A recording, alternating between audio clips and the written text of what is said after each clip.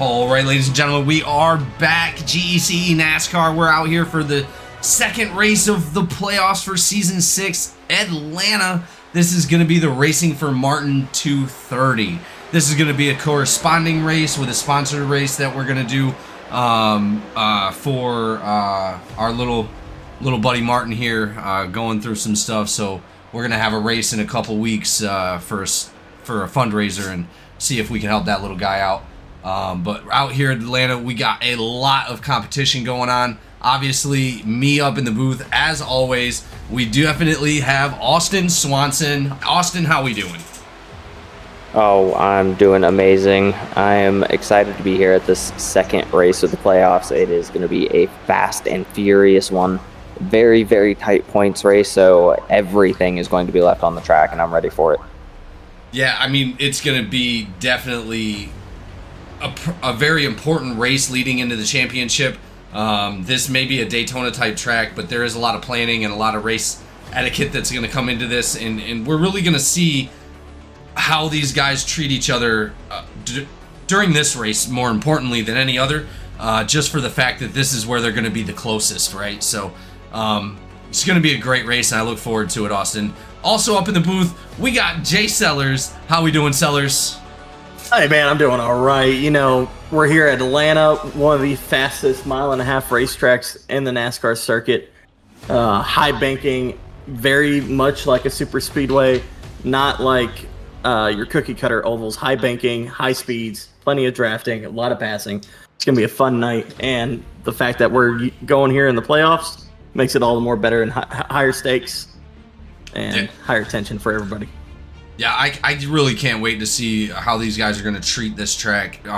Obviously, if you abuse it, it can get very dangerous. Coming in that turn, into the turns too low, you could really wash up the track a little bit, and as they're packed up like that, it could cause a big problem. So getting too confident, too cocky on this track can definitely take you out and others. So you want to keep a level head and make sure that, you know, you just don't let the track get to you, because ultimately it'll come from under you. Well, guys, here we are. It's race 2. A lot of points on the line. Obviously, a little bit of issue last time. You know, we had a winner. The win was taken by a penalty, Coonan, for clearing a black flag. So that win actually technically went to Andrew Lawns. He is going to be technically our winner for that race. But, you know, there is more races to go. Coonan knows that he is still in head in points, and he's just got a lot of fighting going on tonight, guys. But yeah, so the winner of last week is going to be Andrew Lawns, coming out for his first win here at GEC.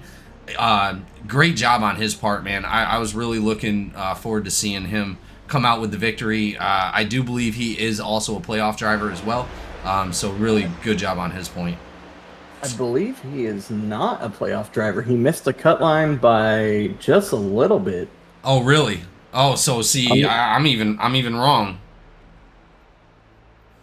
He's our first disruptor in the playoffs, so taking a win away from one of the playoff drivers. That's very impressive. Very good job on his first win coming postseason. Unfortunately, he couldn't get that earlier in the season, having 2 top 5s in the regular season and 6 top 10s.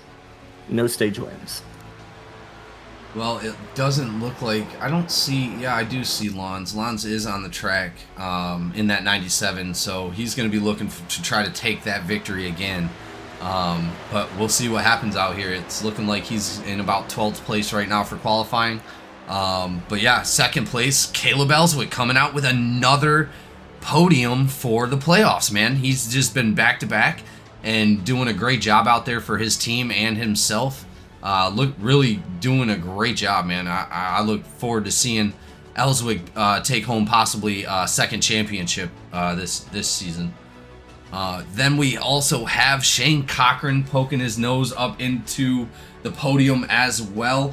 Unfortunately, we weren't able to get an interview with Shane Cochran on Thursday.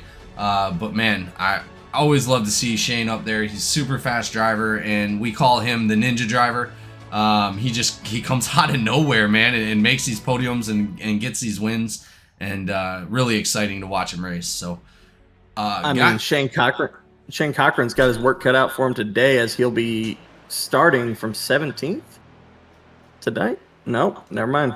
He just jumped up the board to 12th. Oh, really? Okay, well, it looks like he's going to get a decent start, but man, I'll tell you, even being in 12th, you can get up to the front very, very quickly. But yeah, guys, so for our standings that actually sit for this season anyway, we're looking at Andrew Lawns up in the top spot. That win did allow him to take that front runner. Wait, hold up. I'm in the wrong spot. You're seeing the same page I saw. Yeah, I'm in the wrong spot. All right, so up front is gonna be Thomas Coonan. He is gonna be our top podium our top points playoff driver for going into race 2. Then we have Tommy Krozak. He's going to be second, just 2 points off of Coonan after that devastating penalty for last week. Wesley Lynch is going to be 156. Man, these guys are so close in points with the top 3. Caleb Ellswick is going to be 1047. Shane Cochran 1042. Justin Harris 1040. So that means just within the top 1 to 6, there's only barely a 19-point difference. That is just mind-blowing. Kenneth Gallman in that 7th spot, Joseph Barrow, Klaus Brahm, and Chad Ashley. What? What's up? Just an interesting name for Mr. Ashley. Yeah, well, it looks like these guys are all done, ladies and gentlemen. Oh, I do apologize. I did not bring up that podium. It looks like Richard Elliott in the 02 was able to take that top spot. Thomas Coonan in the 2nd. Gallman, Menchaca, Brahm, Lynch, Hanneman, Ellswick, Campbell, and Barrow to lead out your top 10. We're going to go ahead and kick it off with our national anthem, and we will see you back here in a moment for a green flag. Say, can you see by the dawn's early light what so proudly we hailed at the twilight's last gleaming, whose broad stripes and bright stars through the perilous fight o'er the ramparts we watched were so gallantly streaming, and the rocket's red glare, the bombs bursting in air, gave proof through the night that our flag was still there. Oh, say does that star-spangled banner yet wave o'er the land of the free and the home of the brave?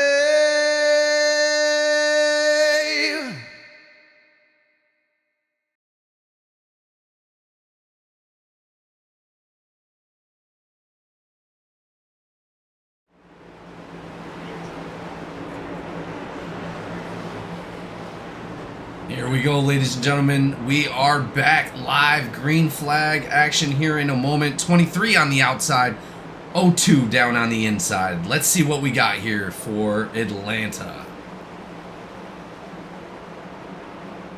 Come to the green. Got a restart zone. Kicking off the racing for Martin 230. Here we go. They're really separated on that front line right there. Those two front guys got huge jumps on their counterparts behind them. Coonan able to sweep up into the front of Richards. That outside line is going to have to form a little bit better if they're going to want to make a run. But Kunin opting to go to the outside, sticking with Menchaca.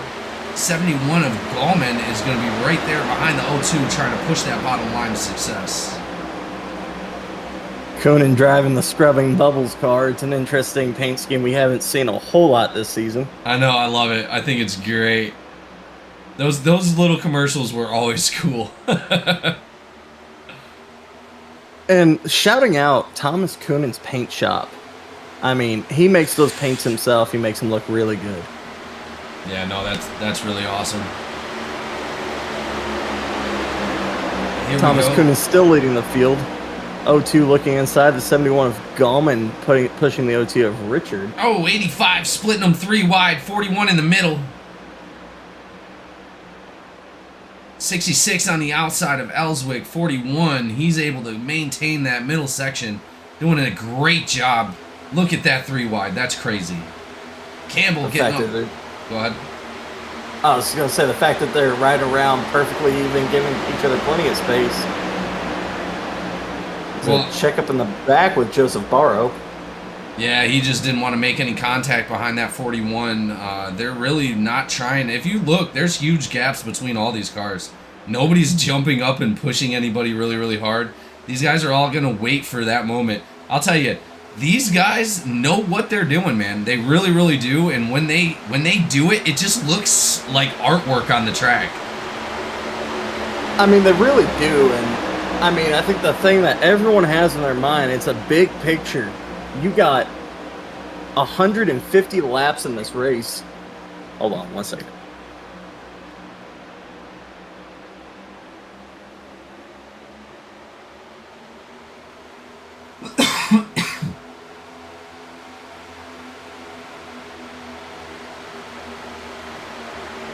Looks like Haynes just might be blinking a little bit. I'm hoping he's able to get that resolved here soon. I don't want to see anything happen, but we're going to continue the green flag here. 96 of Openchowski right there behind the number 3. He's maintaining a good distance for that blink. But eventually Dusty's going to have to drop to the back if that continues. But these guys are getting a little closer up here. 92 right behind the 52. Scott Yancey, they wiggle a little bit, but keep it going.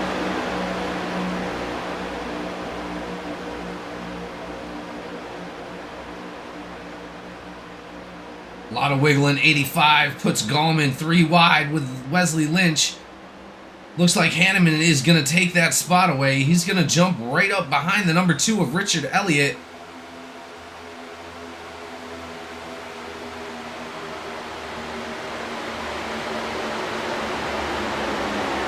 Looks like Hanneman pushing harder than anybody else right at the moment. Oof. Haynes is definitely blinking bad. Yeah, I see it.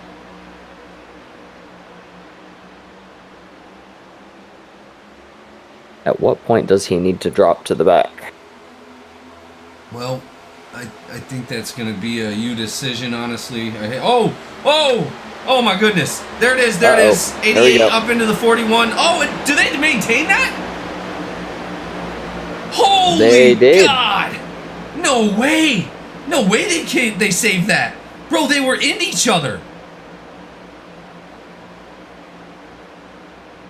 I'm at a loss. Like, I don't even know what just happened there. I think they might have gotten lucky with some net code there. I definitely did see some cars morphed into each other, but who knows? Well, you've seen No it. caution, we continue. Bro, that was a lot. That was more skill than I think I've seen all season. What'd I miss? What'd I miss? Oh, dude, I can't even explain it. Like, the 41 molded into the 7, and they were 3 wide, and it looked like it was over with. And they all saved it somehow. Yeah, that sounds crazy. Look at the single file racing. How did Thomas Kunin get behind? You know, I'm not honestly 100% sure, but they are not all pushing that hard. It looked like Hanneman got up from front pretty quickly. So I'm thinking it's just he wasn't pushing hard at all. But we got some guys passing some people right now. The 8 on the outside of the 97 of Lons, our last race winner. You got the 82 and the 52. Thomas Kunin is left out to dry like Kyle Busch at a super speedway. He's falling backwards. He's going to slip in behind Joseph Barrow here.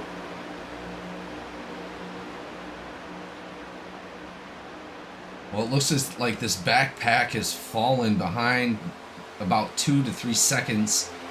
They're going to need to make that up.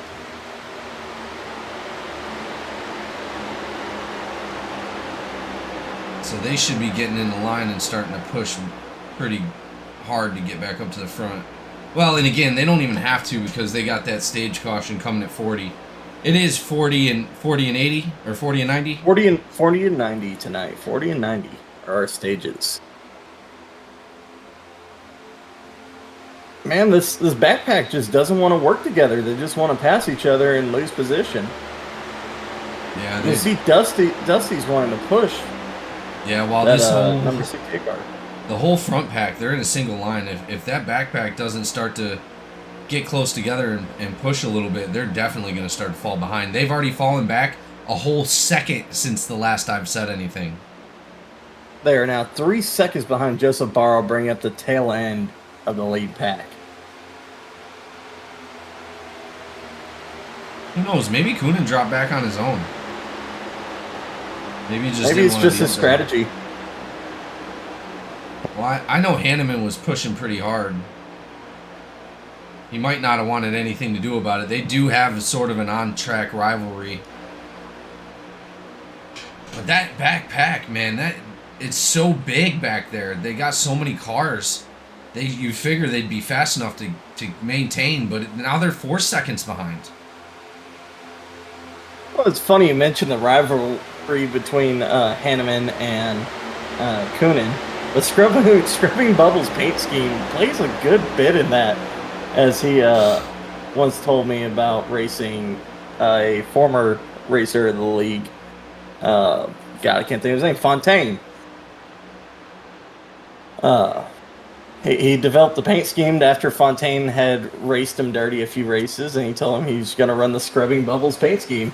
Scrubbing those bubbles off the racetrack. That's hilarious. Love to see it out on the track. As Thomas Kunin goes into the pit lane. Oh, wow. Hanneman, Kunin, and Tyler. Tyler as well. Looked like Tyler might have had an issue coming in.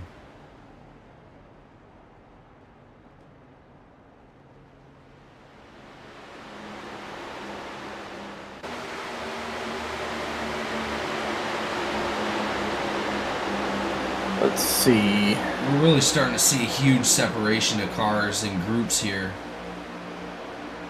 96 had to check up for the 11 right there. That was pretty intense. 96 and 97 are together. Those guys are on a team for OCS. They're looking to make their spot here tonight.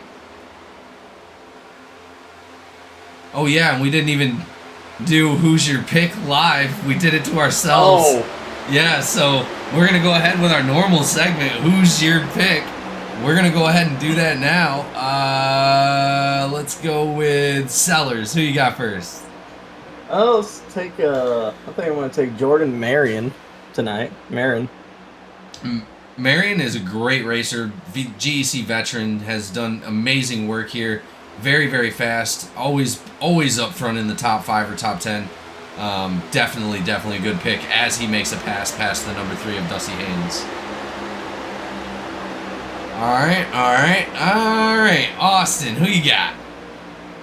Ooh, I am going to have to put my money on Mr. Hanneman himself. When he shows up, he tends to show out, especially at a track like Atlanta where it's easy to get around fast. If there's one man who knows speed, it is him. Yeah, absolutely. Hanneman, obviously 2-time champion with GEC. He's done amazing work on his racecraft in the last several months and just comes out and outperforms almost everywhere he goes. 3 wide right there. The 11, 54, and 48 were able to maintain that somehow all the way around that track. These guys are doing a great job. But back to me, I'm going to go ahead and, like I said, I'm going to go with Justin Opachowski, 96 on this one. Really fast driver, obviously, first season here with GEC, but not the first season I've ever raced with him. I think he definitely has the skill and speed to get up there. And since Lawns won his race, I think Lawns is going to push him up if they get the chance to help him win this one. So, yeah, I'm going to go ahead and go with Opachowski. You know, speaking of Opachowski, he started 20th, foregoing a qualifying run, and he's running 8th right now. Yeah, doing a great, and like I said, he's right there with his friggin' teammate right behind him, pushing him through. They're doing a great job. Now, we previously talked about Thomas Coonan and Ray Hanneman have went down pit road, took an early pit stop. These two have been pushing and locked bumper for a few laps now. They got a little separation just to, I think, cool off to 23. But they are just cooking back there, trying to catch the pack, try to get this lap back on hard mode. Well, and my philosophy behind it is they're going to keep those tires through the stage, and they're going to just go for gas. Or they're going to go for lefts or rights, and they're going to plan to put them back up front anyway, because this whole field is going to have to pit. I mean, definitely. I mean, pit early, get the lead later, stay together best you can. Rivalry aside, these guys are going to work the best they can together, get that late lead in the stage, get some stage points. Obviously, Hanneman not racing for a championship this year, but Thomas Coonan and Krozak are racing for a championship this season. So these two will get plenty of stage points. If Thomas can get around him, he might even get a playoff point. Well, and there's more competition than ever out there. There's 24 drivers. This is the first time we've actually, during the week, have exceeded the amount of drivers in the Cup Series than the Truck Series. That's a fascinating stat. I mean, when you make it to Cup, I mean, you hope that everyone cherishes driving every week, enjoying the playoffs. Even if you're not in it, play disruptor. Try to steal those points away from the guys that really need points. I mean, that's kind of the point. A lot of drivers that don't make the playoffs get their first win in the postseason because these playoff drivers are being very cautious, trying to finish races the best race that they can, hopefully getting a win, hopefully getting a top 5. But for them, it's a lot of survival. And you can't, do those survival tactics if you're throwing your car into every corner, trying to take every position you can, because that puts you in a bad spot. Yeah, you're not wrong at all. 98 down into the pits. I'm not sure what's wrong. He's just sitting there. He might have had a there he speed goes. penalty. Yeah, he definitely might have. He's coming back out now. Take that back. He took 4 tires.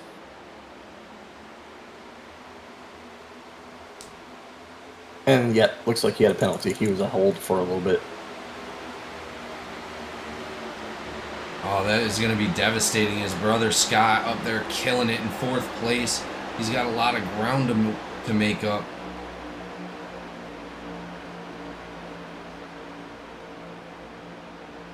But we're going to get some drivers that are going to be coming into pit. Pit lane is going to get very busy in the next 10 laps.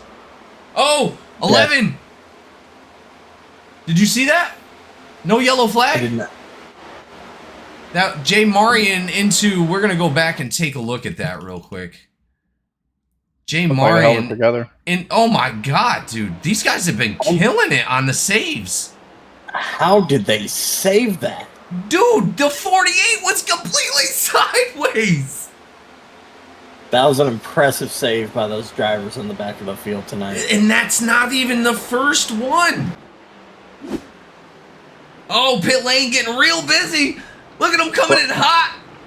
A lot of cars behind him, too. A lot of cars. Bad Brad coming down pit lane. Well, these guys got a lot of slowing down time. iRacing has set it to where you have to pull down into the third corner to be able to get into pit lane, and if you don't, you get black flagged. So these guys had plenty of time to be able to slow down and not make contact with other drivers. You're going to see drivers now that are on the inside or the outside try to make their way in without making contact. That could cause a problem, but everybody zippers into their pit stops, and here we go. Everyone is in pit road. That is amazing to see something like that. And they took tires. That's crazy. No. What did I just see? Did I just see Raymond Hanneman being pushed by Coonan? Man, I pointed that out a few minutes ago. Did you? I wasn't paying attention. I'm sorry. I was like, these two came down pit road together, and although they might have a rivalry, they were lock bumper, pushing each other around the racetrack, trying to maintain position. I think big picture, they can set aside their differences for just a little while. Well, being Coonan is a playoff driver and Hanneman is not, Hanneman may be trying to help him out. Wow. Trying to mend those bridges. Amazing sportsmanship on those guys. Amazing. I'm super impressed. Makes you almost want to tear up a little bit seeing those guys push each other around the track. Good work, Or maybe boys. he's just trying to scrub those bubbles off that red bumper. Well, the world may never know. All right, let's go ahead and get back to it. We're lap 32 of 150 here for the Racing for Martin 230 at Atlanta, guys. Doing a great job out here. Raymond Hanneman up front with Thomas Coonan at the moment. Richard Elliott, Harris, and Ellswick to lead out your top five. And to point out, Ray Hanneman and Thomas Coonan, although they did gas and goes, a lot of people took tires. They now have a 6-second lead over the field. Wow. As they're passing lap traffic of the 99. David Culleton.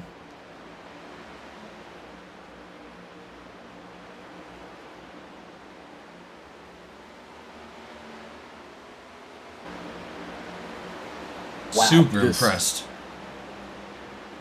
Just getting that bumper real clean on the back of the 85 of Ray Hanneman.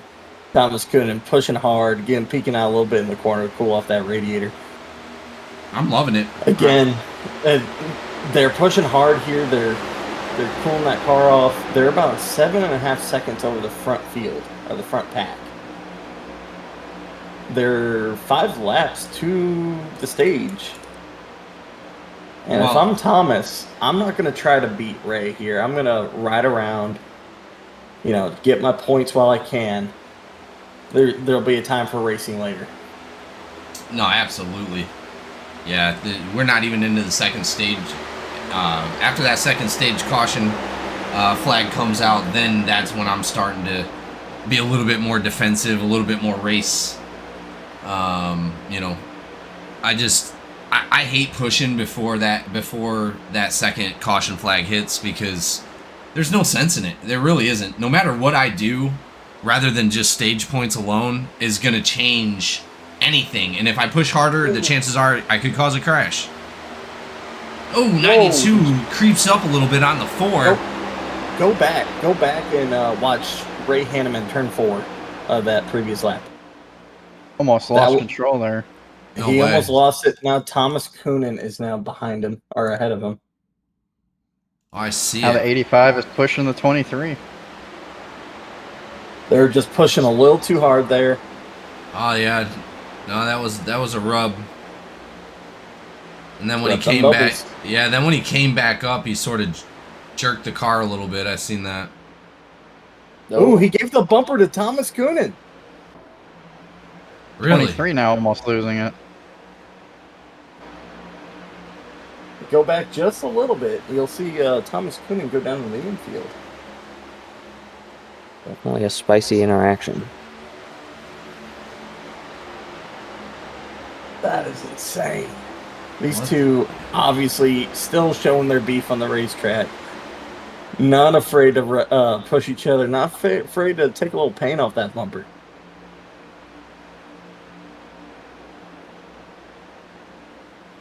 Well, it looks like these guys are all pretty much separated. 68 going on the lap down right there with Culleton. Culleton and the 68 are going to have to push a little bit. It looks like McMillan in that 68 is going to be our lucky dog winner here in 2 laps if he stays in front of Colton. I mean, the leaders are gaining on another car. Only about a second ahead of them. They probably could catch it here. Nope, Ray Hanman's peeking way out. Yeah, it looks like they're keeping their distance now. I don't know. 6-second lead. Yeah, I don't know if that was aggression, boys. I think that was just them pushing really, really hard. That would be my thought on it. Yeah, because he just checked up like crazy for the 23, allowing the 68 to get up in front of him and take his lap back. McMillan. They Oh allowed my the 68 God. to get up in front to take his lap back, so the 99 got the lucky dog. 2 people back on the lead lap. Incredible sportsmanship. Absolutely. I don't know if that was essential or not. I couldn't tell, but man, great job on their part. So our stage winner is going to be Thomas Coonan.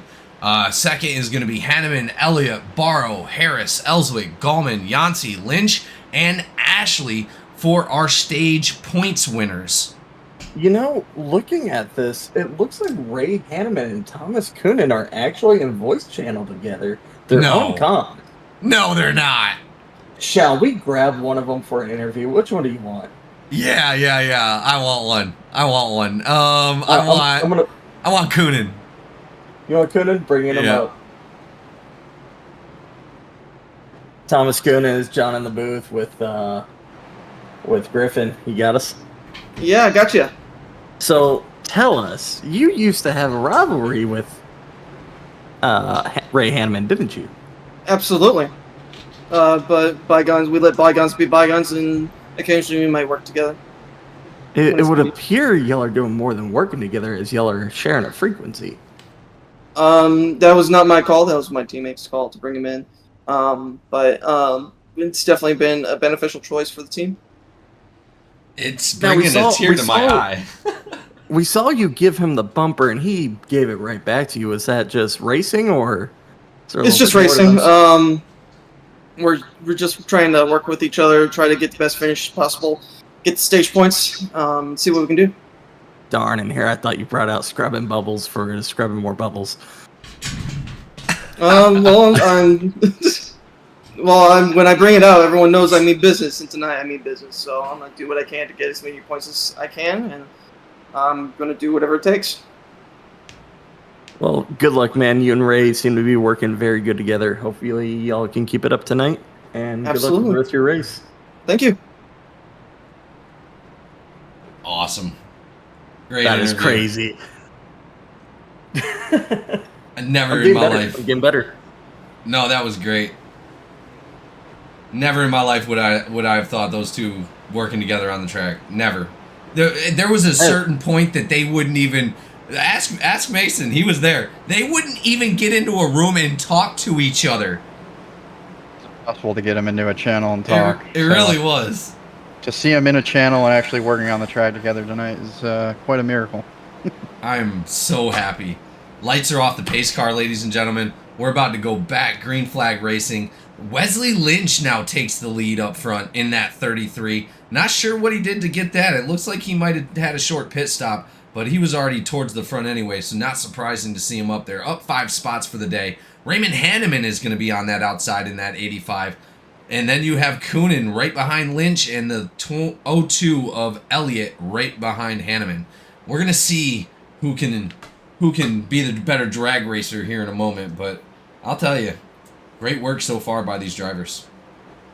Well, going back to what you were saying about Ray and Thomas's troubled history, it kind of makes me think of my beef with Aiden in the truck series. I mean, me and him have traded paint so many times this year, and I've told him I owe him a few. So, I mean, it's crazy. It's just maybe there is a friendship for me and Aiden in the future. We'll see. Yeah, I mean, coming from the most bitter rivalry I've seen in a long time, I think you guys might have a little bit of hope. Yeah. Well, when he gets his payback, I'll be even Stevens, and we can talk about being friends. There we go. All right, here we go, ladies and gentlemen. 3385 are going to line it up back to the Geico restart zone. here for the Racing for Martin 230. We're going to kick it back off for the stage 2. 33 goes early in the box, not waiting for the flag. Hanneman's going to dip down behind the 33. Thomas Kuhn is going to stay behind his buddy Ray, his best friend. As Ray Hanneman yells, "Free bird over frequency." Did he really? He sure did. I believe it. He's up Oh, there. he has multiple times. He's right up behind the 33. He's not going to be given an inch. He wants to be able to push as far out front as possible to get that 6-second gap going that they had before. And it looks like they're on their way. They're already almost a second ahead of number 4 of Richard Elliott. 23 is having a little bit of a trouble getting up to the back bumper of the 85. They're moving quick. Yeah, maybe not. I could be wrong, but it looks like he's struggling to get up back behind him. I think he's just riding around right now. He doesn't want to be that close. Maybe give him a little time. Maybe get a pusher behind him. He's definitely starting to fall back. As these two are locked bumper, nobody else is locked bumper in the field. Hanneman is a skilled pusher. As Thomas is going to get picked up by another car back there. Let's see who it is. 0-2 Elliott, looks like. You know, Elliott was my pick at Talladega, and unfortunately he got messed out of a lot of positions there.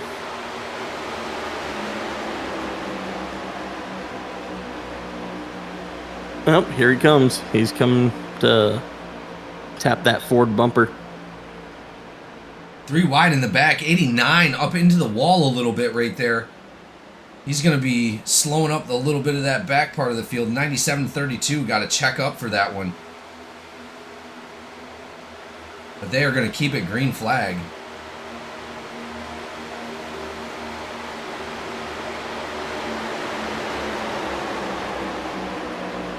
Man, I know I've talked a lot about this paint scheme tonight, but the Scrub and Bubbles car is just absolutely beautiful. I can't look away. I love branded cars. For another league that I have a paint for, I actually run the Ryobi. Oh, it looks so good. I mean, I run the Busch Light scheme every week, and I actually have like 4 variations of it, depending how I'm feeling. So, I love branded cars. I love sponsors that I drink, use Kubota, John Deere. Anything I use in my life, I like to put it on a race car that I drive. And it would appear that Thomas uses the scrubbing bubbles a lot. So, toilet bowl cleaner, racetrack cleaner, all the same. Perfect. Well, and as we have Mason here in the booth with us as well, Mason thinking about coming back for possibly next season, how coming into the VR part of it, Mason, what's the difference going into VR than it is like racing on monitors? I think it just makes an absolute tremendous difference. Like actually being able to visually see yourself in that car, and it feels like you're actually in that seat going around the track. It's great. It's way better than the monitor, the 3-split. Well, and if I'm I had sure my it's choice, cheaper. it's definitely VR. It is cheaper because those monitors running about $800. A decent VR headset, maybe $400. Yeah, absolutely. And for and for my opinion, definitely a better experience for $400. Yeah, and I've always had a ever since we played that Iron Wolf game, man. I just it's not for everybody. It's definitely not for everybody, especially if you get that the motion sickness. It can be a pain in the ass for sure. Well, it's not so much the motion sickness that gets me. It's wrecks at Talladega and Daytona that really screw me up. I mean, when you're flying through the air, you have to take that headset off for a second and just collect yourself. Make sure you're not getting killed. 100%. I was out racing in Atlanta the other day with the trucks, just on a practice, and when I got to the finish line and the race was over and I did a couple of donuts, oh man, yeah, it was interesting. I bet. I was in the Valve Index a couple weeks ago at Talladega and got sent up the hill into the wall and fly into the air. I had to rip that headset off so fast before the car even came to a rest. I I didn't know where I was. I thought I was concussed. Oh, man. Well, a little bit of a development on the track. 85-23 is now pushed past the 33. They're now creating a good cushion between the drivers behind them. It looks like they may go ahead and do the same thing they did last stage. 23 coming off his bumper a little bit right there, but good recovery. Those guys are going to go ahead and keep pushing forward.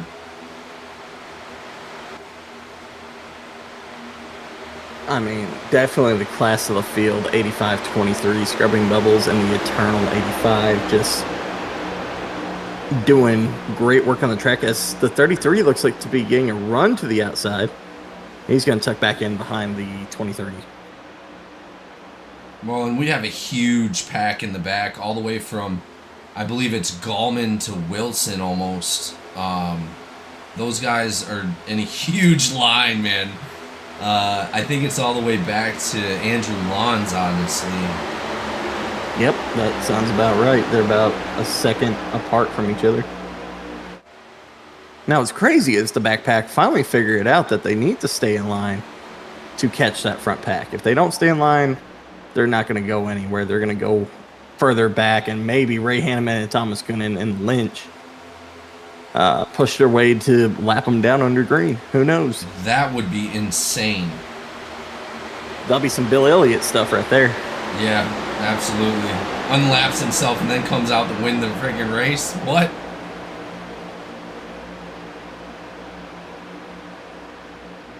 Ooh. A little bit of a gap between the 48 and the 66 now. There was a huge checkup.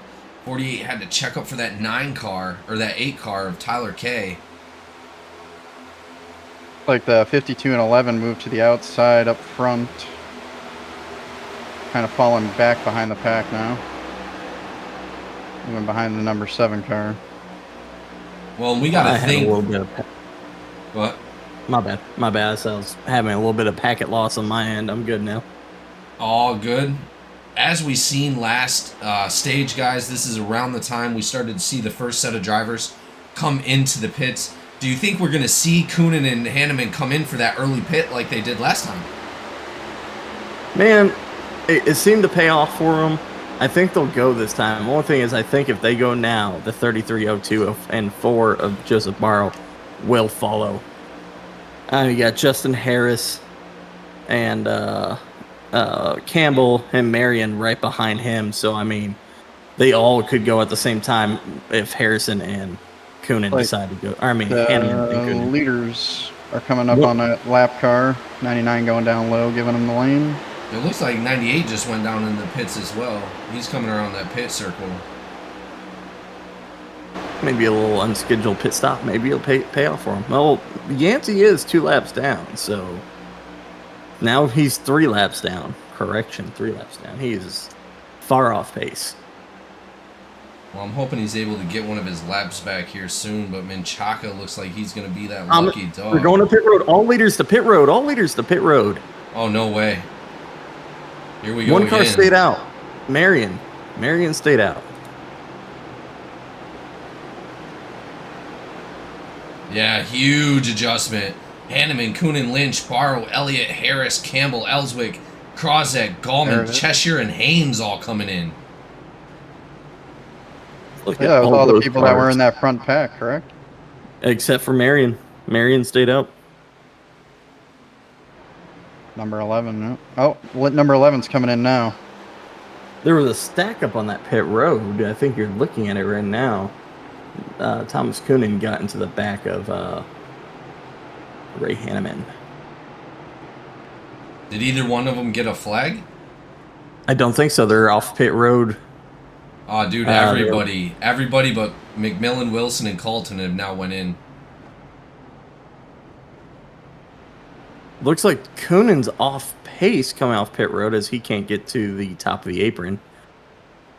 He's going to be a little behind here. He's got some serious ground to make up, but he has a good pusher, Justin Harris and Team Align.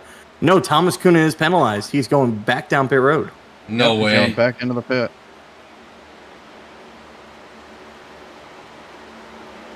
He is going to suffer for that one. But he's got a lot of race ahead of him. He'll get back up there. Yeah, he's definitely still got that stage in front of him. We seen him last week at Iowa work his way from the front to the back several times. I think it was like 4 or 5 times or something crazy like that. But Wilson, being a lap down last stage, now comes out and is leading our race.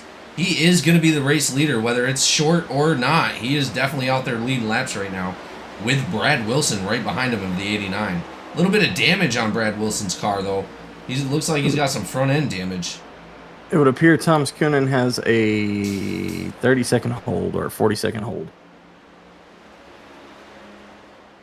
That's all Yes, right. he He is. should be able to get back out on the track.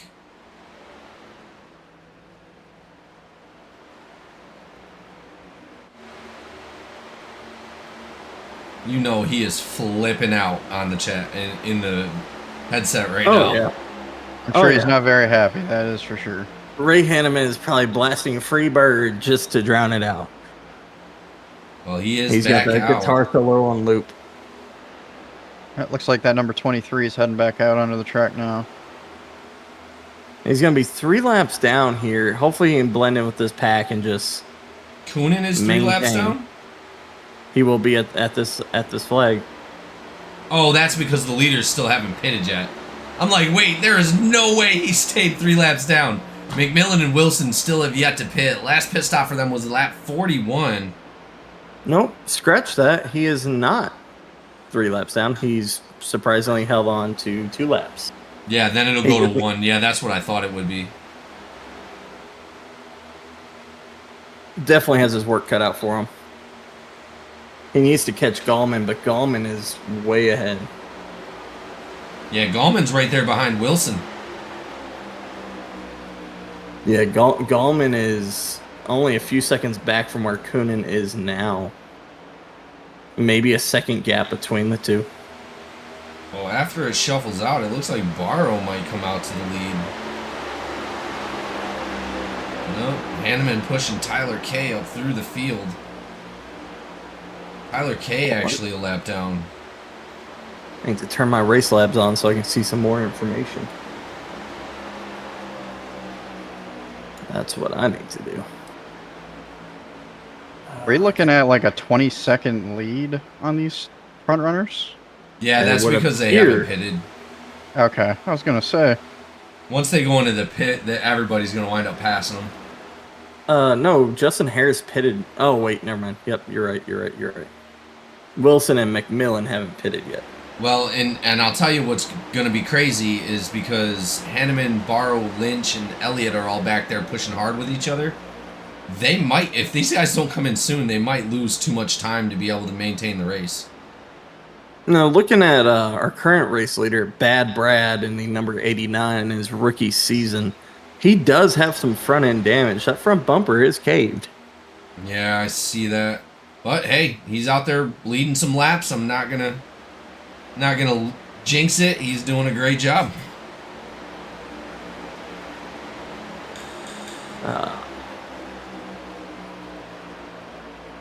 If I had to guess, Bad Brad will come down pit road this time with the with that other car, the 68 Really, you of think? McMillan. I think they're going to come this time. Yep. Oh, it looks nope, like they nope. were poking down there.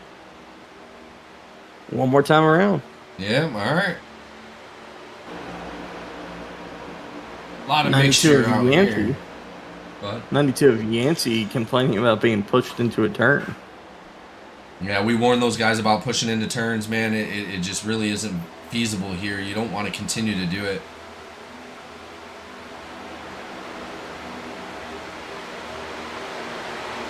Nice pack of cars back here, man. These guys are all single file, 7, 96, 54, 86, 3, 41. 9 going by that pit again.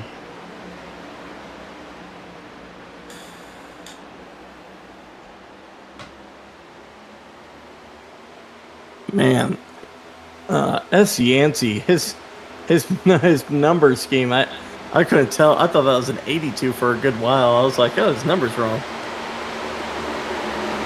It's just a font. Yeah, it, Like it looks a little McMillan weird. coming down as well as the leader, Wilson, coming down into the pit. Yep, they're going in now. Well, and we're getting closer and closer to this stage.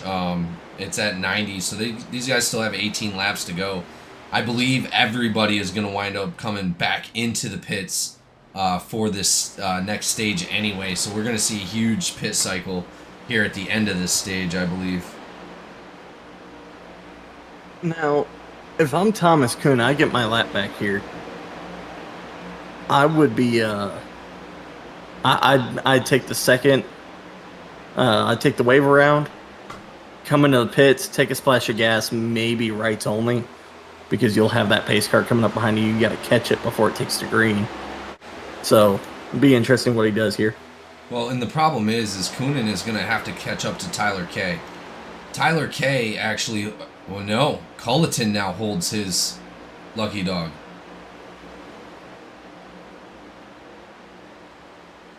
Robert McMillan now holds the lucky dog.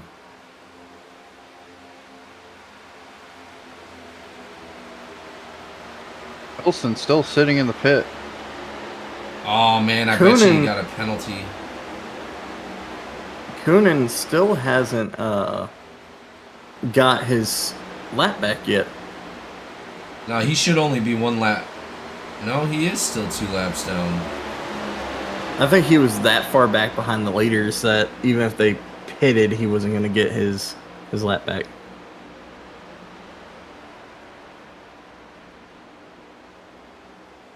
Wilson now coming out of the pit. Yeah, Wilson definitely got a penalty. Think he came in too fast on pit road? Yeah, 100%. His pit entry was fine. Huge pack racing. 68 up into the 7. Sideways on the track. Into the 52. Caution is out. Big break for Thomas Kunin. Kunin's going to be able to stay out here. He's going to get one of those laps back immediately. Wow. Because I think a lot of these leaders are going to split the stage and go ahead and pit. Oh, up into the 52 hard. The 52 was able to recover, though. He's still on the track. Let's see what happened there. It looks like the 68. Man, what was that? What? Why was there a reaction like that? That would be stage. The leader is no, that's not stage. That's 15 laps from stage. I think they are going to pit. You'd be smart to pit, take tires now, and only gas and go at the end of the stage. Yeah, that would be, but for those lap down drivers, they cannot do that. They're going to have to get back out there and do all 4 tires on the next pit stop to get their laps back. Culleton being the only one going to get that lucky dog. McMillan, Krozak, Kunin, Menchaca, Wilson, and Yancey all need to stay out.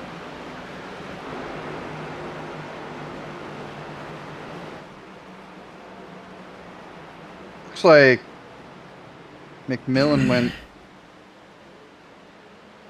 up into the 7. The 7 kind of came down to McMillan.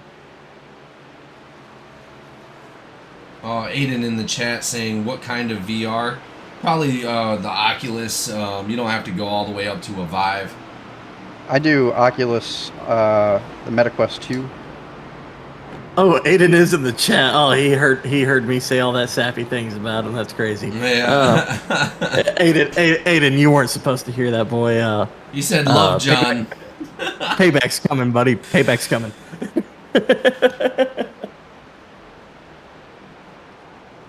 Oh, that's hilarious. He says love, John, with a little kitty that's crying. Oh, yeah. Fun fact, he's switching from Team Yancey to race for Racers Edge under the leadership of Thomas Kunin. Okay. In the Truck Series next season. Number 8 is coming back onto the track with some significant back end damage still. No way. Was he involved in any of that? I don't remember. I'll go back and find out for you.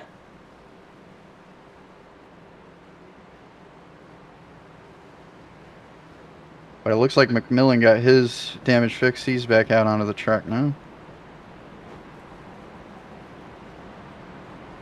Oh.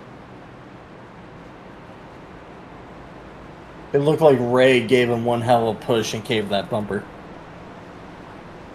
Back at lap 70.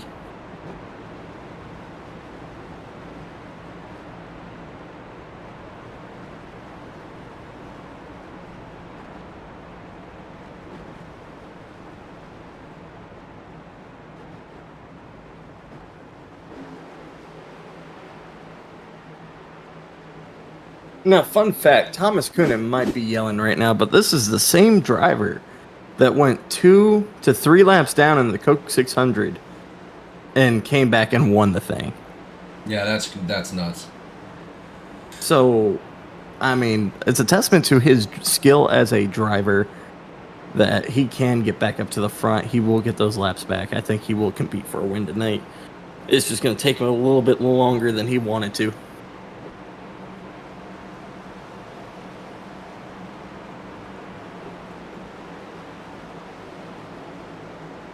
Lights are off. Pace car coming in. Here we go. We're only 2 laps to the next caution. No, 10 laps.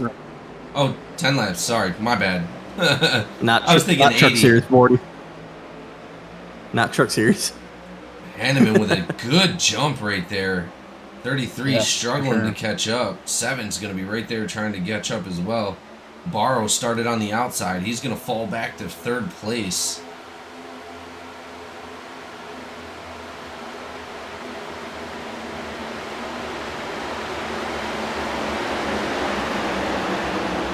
You know what they say, cautions breed cautions, and these boys are running awful tight, 3 wide in some places, shuffling in and out of each other. This is wild.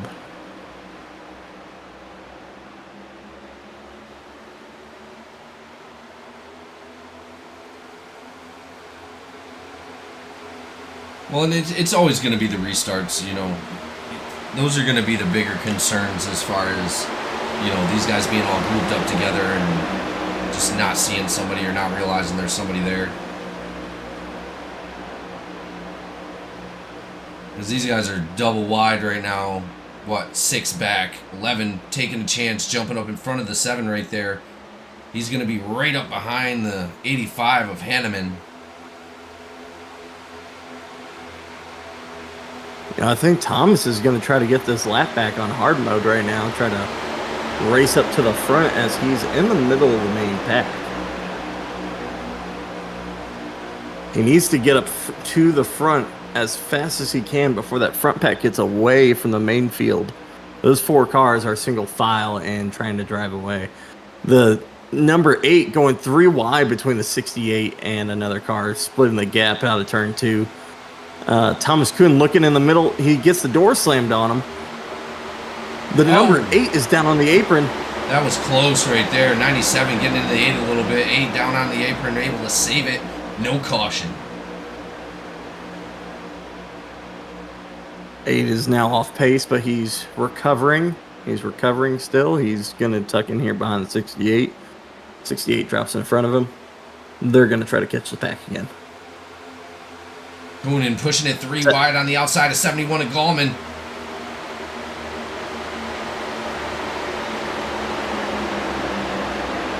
A little bit of blinking at the front of the field. The number 4, Justin Barrow, blinked a little. Really? Yes, sir. There was a couple of blinks there, yeah. 7 getting real close to that 02 car of Elliott.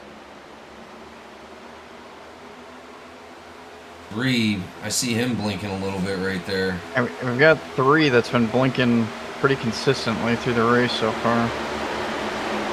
But we've been able to hold it. Not holding up the field. He's not a hindrance to traffic like we see blinkers in the Truck Series. Man, big group back there. Looks like 3 wide. Thomas Coonan behind the 66. Those guys are going to maintain, keep pushing that outside line, trying to beat the bottom. 96 is Openchowski jumping down low underneath the 54. Chad Ashley.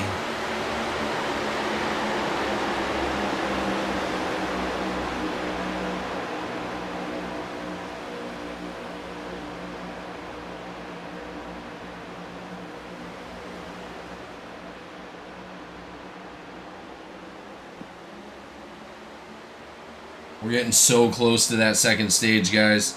This is the restart that is going to be adrenaline pumped, right? So these guys are going to try to be pushing after the second stage as hard as possible, just to be able to. Yeah, they're going to be trying to create that gap or that cushion that makes them feel comfortable to get around the track.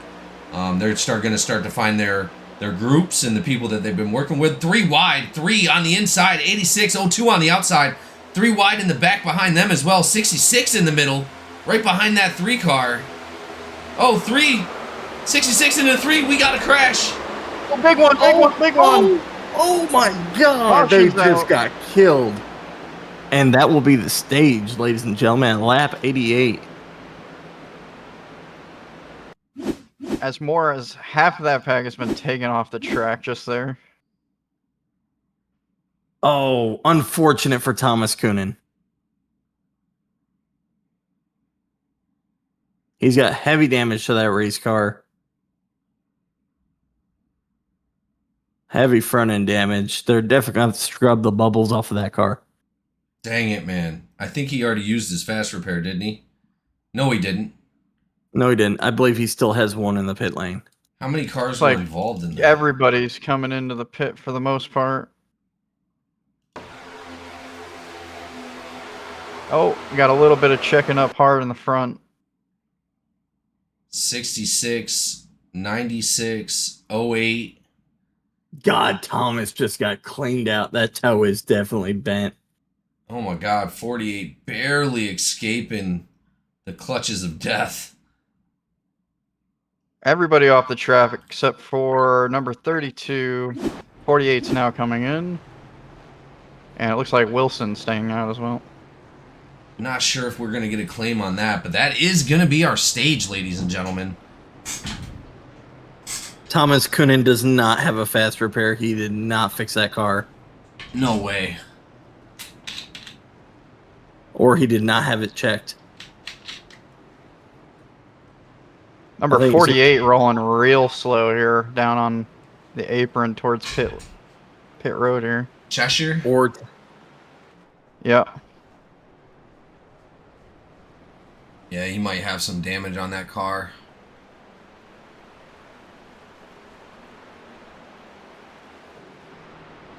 That is really going to shake up this race, guys. I don't even hear a motor. I think he might have blown his engine here.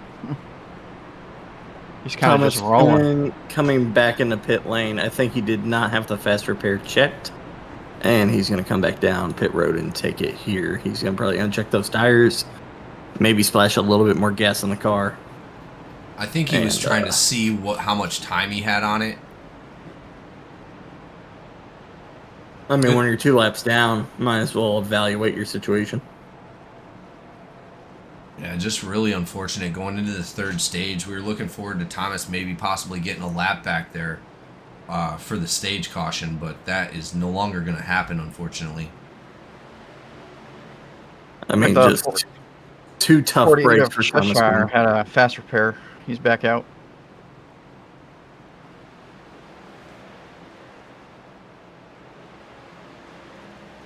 He is not fast repairing the car. Who, Kunin? No, sir. Oh, goodness, man.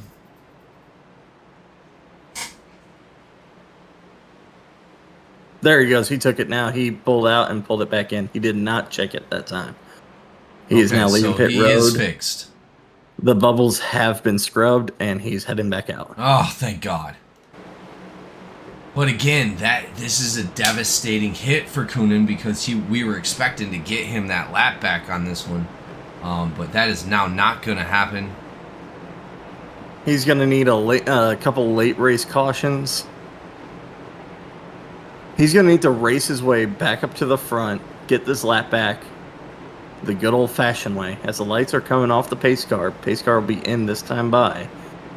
The field is racked up, and Thomas Kunin will be starting at the tail end. Like number 71 of Gallman's going back into the pit for some reason. Teammates 4 and 33 going to kick it off here. Here we go, ladies and gentlemen. Green flag. Barrow and Lynch going to race it. Barrow getting a huge jump right there. You got to be careful with those bigger jumps on these tracks because that backpack is definitely going to catch up to you pretty quickly. Number 11 of Marion looking to catch up to the back of the 33 as we are seeing some new vehicles get up towards the front of this race. Number 4 now leading. Number 3 blending back into the field. Out of existence. In and out. He's got the dimensional drift from that Futurama episode. 4 and 33 pushing pretty hard. Yeah, and like I said, this is where you're going to want to do it. If you're going to do it, you need to you push as hard as you can right now to get your team up front and get that gap that you're looking for. You're going to want to create that cushion because the more comfortable you're riding on the track and the less pressure you have, obviously the easier the race. Now, what's going to save Thomas Coonan is he did get that playoff point and the 10 regular driver's points for leading the first stage. Wreck in turn 1.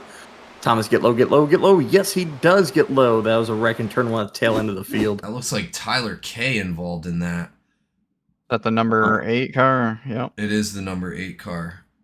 Looks like the 96 down into him a little bit. Those guys make contact up into the wall. Racer's Edge tonight is not having a good showing in the second playoff race of the season. Well, it looks like they were 4 wide, dude. Yeah, they were definitely 4 wide with the 99, the 8, and the 48. Krozik limping that car to pit road. Krozik is under no power or minimum power. He's limping that car at 46 miles an hour, 47 miles an hour. He's going to try to make it down pit road. Well, and the question is do we see everybody else come in too again, being so close to it to the end? And for me, I don't know. I'm always focused on as much fuel as I can get. So maybe Coonan gets lucky and these guys come down into pit lane and he gets a lap back. I mean, I am one to always pack fuel as much as I can. It's won me Fuel Darlington 3 times. It had me beat my rival Aiden at Darlington. I got a 9th place finish there. He finished 18th, and that was just purely on pit strategy. He might claim he had speed, but speed don't do you any good when you're out of gas. Yeah, you're absolutely correct.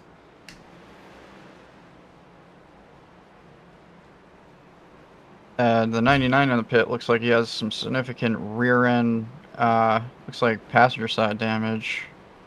Krozik has retired from the race. The number 8? The number 8 has retired from the race. Oh, man. That is terrible. Not what you wanted to see for a playoff driver. 2nd place in points, I believe. Right behind his boss, Thomas Coonan. Both are not having a stellar night tonight. They are struggling tonight. Next week, they will be heading to... where are we heading to next week? I gotta pull this up real quick. GC info. Next week, we'll be heading to North Wilkesboro. A 250 lapper. At the good old half-mile, 60-year-old racetrack. Definitely an interesting track for sure. I mean, those flat ovals, man, they're killer. It's a driver's track. It definitely is. You talking about like Martinsville? Oh my goodness. I'm glad we don't have Martinsville in our schedules. That would be... The truck series could not handle it. I think these guys could handle a Martinsville.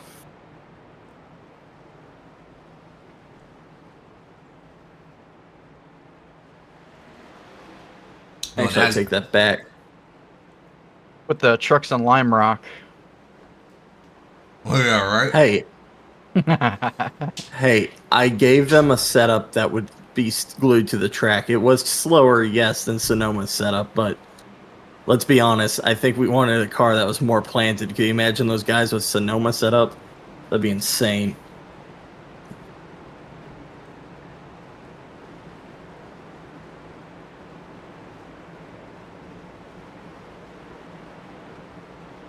Lights are off on the pace car. Yeah, that's those teammates, BDRN brothers right there. They're going to go ahead and start off on the front lines again. 02 of Elliott and Jay Marlian of the 11 are going to go ahead and start behind those guys. It's crazy the week you don't take your boy. Hey, Pace car I is don't want to coming hear it. You said you'll ride that ship till it's not worth riding, then you jump Here off we in the go. playoff? That's crazy. Barrow with a nice lead. Ray Hanneman in the thick of it, P8 right now. 2x2, entering on the outside, turn 1. He's got a lot of ground to make up. Got to catch Joseph Barrow, Elliott, Ashley, Yancey, Lowndes, Lynch. Yeah, there's a huge group of really talented drivers in there. Oh, Marian shoots it down low underneath the 33. 33 manages to get out of the way. Top line is rolling good. Top line is flying. Ray Hanneman bringing up the back of it behind the 97. The 97 piloted by Andrew Lowndes. Outside, 2x2. 92 of Yancey back in the picture. Got his lap back. Ray Hanneman sending it 3 wide on the outside. Turn 3. Side by side with 97. 97 Lawns as Ray Hanneman gets side draft off him, maintaining that 3 wide position. Trying to make the pass, trying to get the side draft. It's like the 4 and 11 up front with a 33 behind the 11 now. It does appear Ray does have help if that car can just get to his bumper. Give him a good little shove here, he might be able to make this pass. 97 still outside or inside of the 85. Thomas Coonan is now showing up behind Ray Hanneman. The 54 behind the 11 now, actually. The 52 giving some grievance to Thomas Coonan. As Thomas Coonan is going to push his newfound friend, Ray Hanneman, back to the front. Oh, dude, it brings a tear to your eye when you see these two link up together. Yeah, amazing feat of what the world can do. 86, 66 in the 3 middle. wide. So close together right there. Oh my goodness. The That 54 was taps intense. the 02. You missed the 54 tapping the 02 entering turn 3 on the inside door. Shaking up the field a little bit as the Like 85 Raymond and Hanneman going 3 wide again. Oh, 02. Oh, Ray the Hanneman's in 02. it. Wow. Thomas Coonan moving his way through the field. He is trying to be the first car to get his lap back tonight from 2 laps down. He's going to race from the back of the field to the front, get his lap back.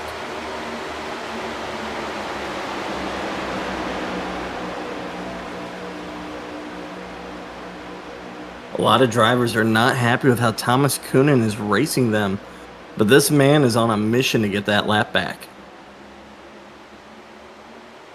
He's going to tuck in behind the 86 of Cochran. We talked about him pre-race tonight. He's a ninja. He comes up from the back of the field, and currently Cochran is sitting 5th inside the top 5 with Thomas Coonan behind him. Yeah, it's like he's always sitting behind a bush at the end of the race ready to pounce on the podium. It's crazy. He reminds me of a National Geographic with the lions. You know, they sit in the back and they wait, and then they pounce as soon as they get the opportunity, and that's what he does. Joseph Barrow leading the field. Thomas Coonan trying to figure out which line's going to go first. 92 of Yancey bouncing up into the 33. Light contact entering turn 3. As Thomas Coonan is trying to follow the 32. He is the one to watch tonight. He is he's an exciting driver to watch as he's trying to get that lap back. As the 32 seems to sandbag it a little bit. BDRN slowing down.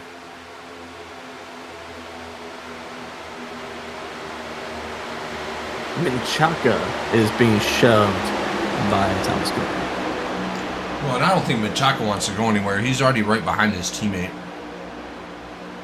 Oh, and it splits him three wide. Thomas Coonan to the middle. Going to the side, making a little contact there. Not much. Just enough to get Menchaca to move up. 97 back inside of 23. The bottom line is passing him. He has no help. He's in the middle. 52 jumping with him, but looks like he jumped to the outside as well. Looks like Ray coming up through. Ray is in the middle. He's going to try to get to his boy, his new friend. Oh, I love this storyline. It's like a Cinderella story. Does Ray file up front here all the way? Does Ray Hanneman have that glass slipper? Yeah, he's sitting in the middle like he does. Contact between the 32 and... Oh! They held it. Four wide. There they go. No way. No way did that just happen. If I'm a betting man, that would be a claim on the 2030. On the 23? I'll go back. Take a look.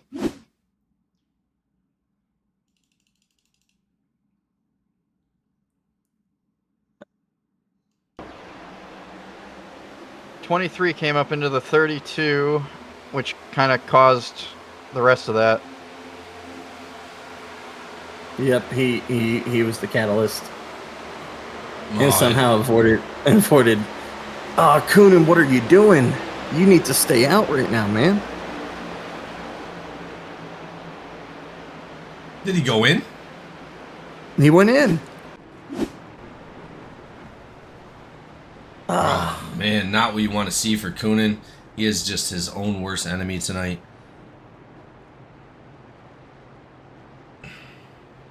Maybe he's thinking big picture. Maybe he just wants to finish this race, get the points he can. He has a stage win. He'll be able to he'll probably fall behind in the points this week, but not by much. Not a hole that you would call. Looking at it, like I said, he's got Wilkesboro ahead, Michigan, and Homestead.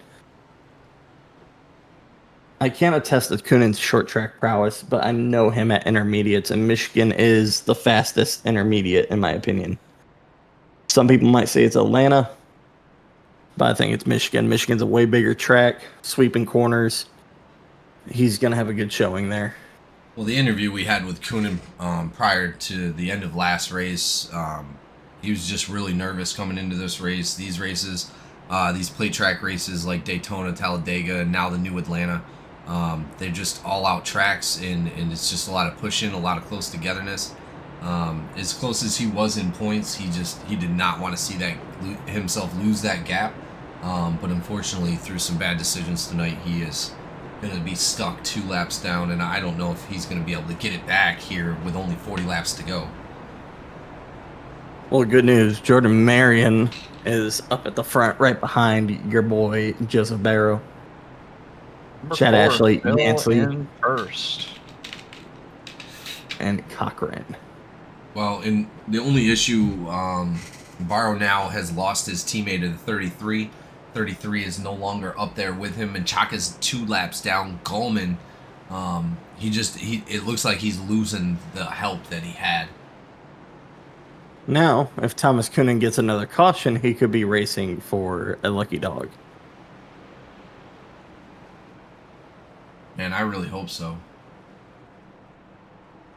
And could be possible. There's 33 laps to go. A lot of people are going to start to race harder here, so.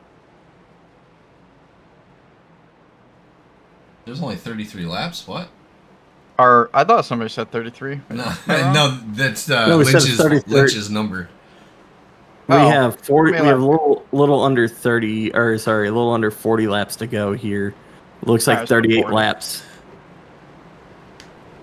But I mean, 33, 38. Still counting down.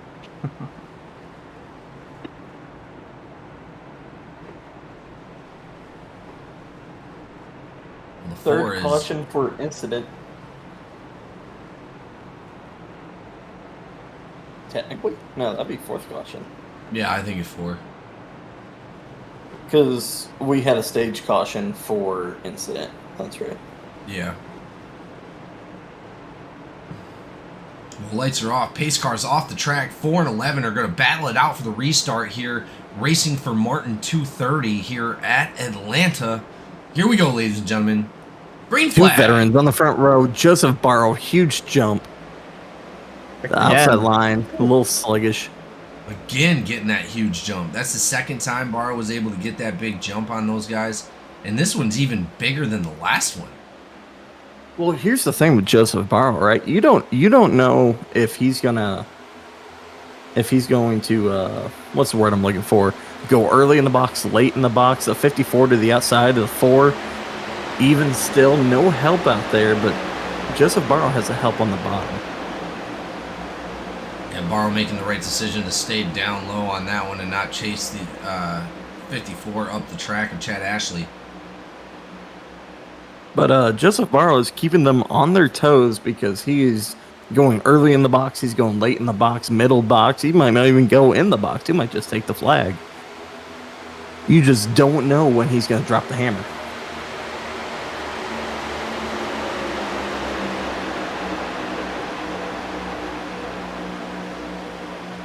Single file racing up at the front.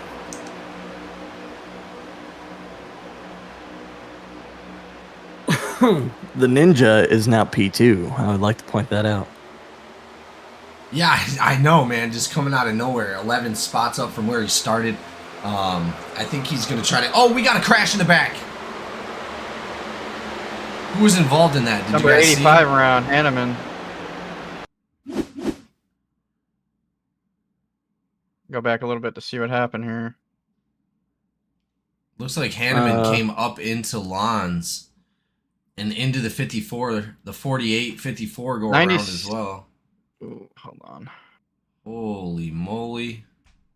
I don't know. It looks like 97 might have came down a little bit as well. It's definitely both of them then. Just kind of peered over that dotted line, so... Hanneman. Thomas looks clean of that wreck. I don't know why he received a penalty. You got a penalty? He did not get the lucky dog. He said he made contact, but looking back at it, looks like he did not have anything to do with that crash. He had a Phantom 4X. He might need to talk to race control about that. It looks like he's having a discussion with race control at this moment. Yeah, I want to go back and Yeah, look he was at the definitely 23. clean. I just watched it. Did There you? was no contact made at all.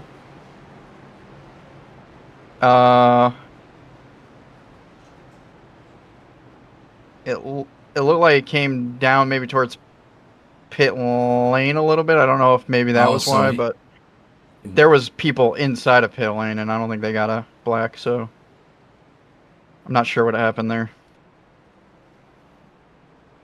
Well, we will find out what happened. He's had such unfortunate events happen all night long, and to have a, something like that happen that's not even his fault, take away one of those laps, that's just really unfortunate.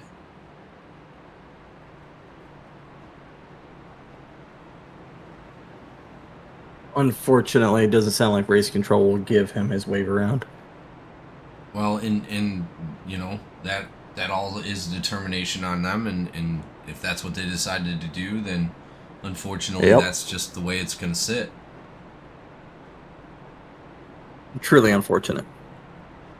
Unfortunate for the number 23. Coming in for, I believe, second penalty.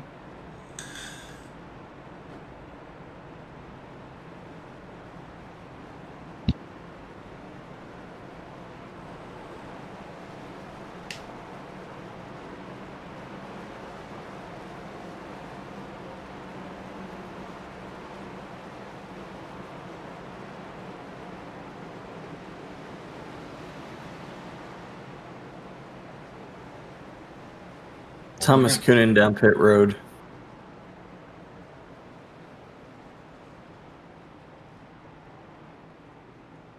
Now at his pit stall, serving that penalty. Oh, maybe not. Flush gas.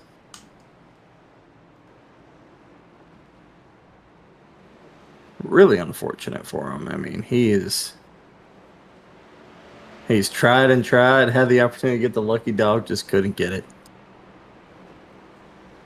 Well, 33 laps to go here. 40. Like, man, it's just terrible to see that happen to Koonin.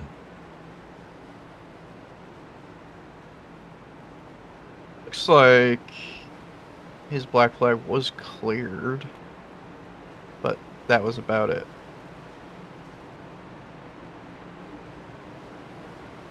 Well, that is not going to stop the beginning of this race to restart. Here we go. 4 on the inside, 86 on the outside. Pace car is about to be off the track.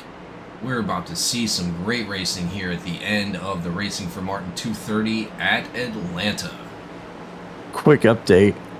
Ray Hanneman has been cleared of any wrongdoing. It would appear the gods of netcode had something to do with that crash. Alrighty. Here we go. Green flag. For 4 with another decent jump. Not quite as good as the last one, but Yeah, it looks still like out in front of the pack. Yeah, that 86 was able to predict it on that one. Unfortunately for Barrow, he's going to be right up behind him pretty quickly. But I don't think he's going to work for the pass. He's definitely going to be pushing Barrow up through the track. Oh, a lot of wiggle back there between the 41.92.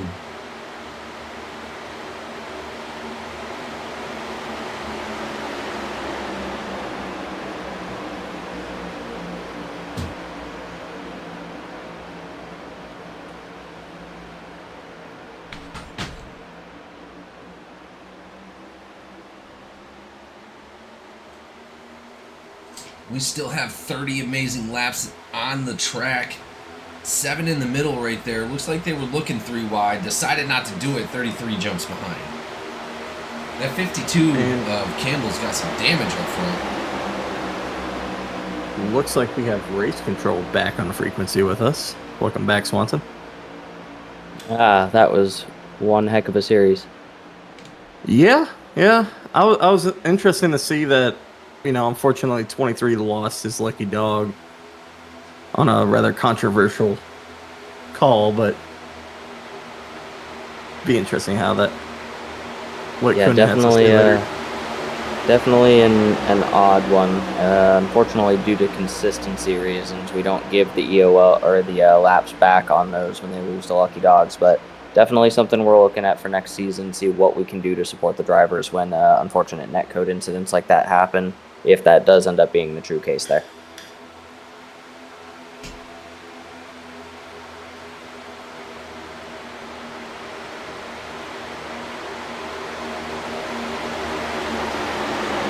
Still 2x2 in the field. Outside line seems like it's trying to zipper into the bottom line to kind of ride around. The outside line not having any momentum right now. The Ninja still behind Joseph Barrow. Cochran still playing the lion in the bushes, waiting for that moment. Yeah, and in all honesty, guys, in a track like this or any track like Daytona or Talladega, where you got your super speedway going on, and you guys are drafting like, I'd much rather be in that second or third position than in that front position, because I have no way to gain momentum from the front. Yeah, right. All you can do is lose momentum as soon as they come off the bumper. Exactly. It's like a vacuum too. If they park right on your corner, you'll just sink. Well, and these guys are starting to create a small cushion for themselves. Barrow, Cochran, and Marion.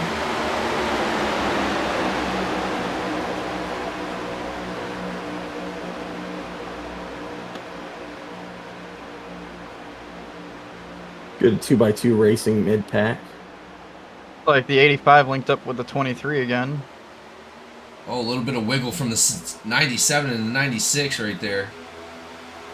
Oh, Barrow getting pushed out of the way. He's coming down into the pits by himself. Same with the 02. The 02 also coming down into the pit. As well as McMillan, it looks like. Barrow, Elliott, McMillan. Well, it looks like McMillan is...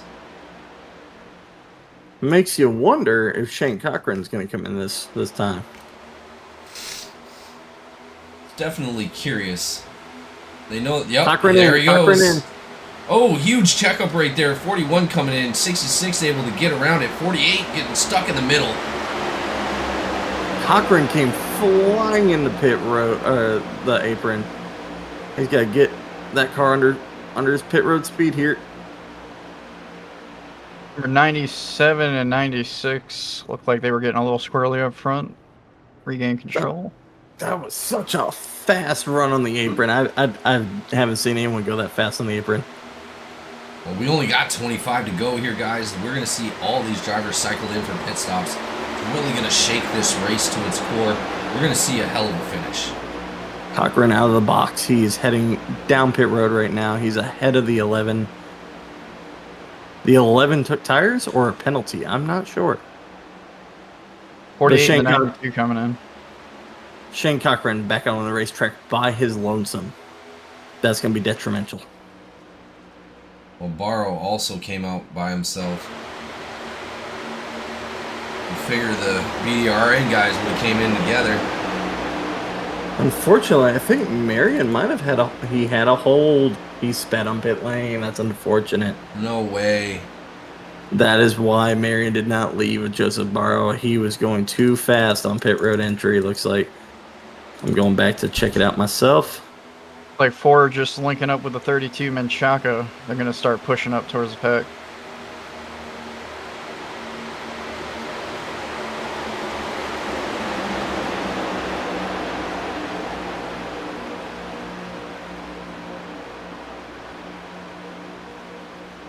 Oh, 11 almost making contact with a 32 there coming off pit road.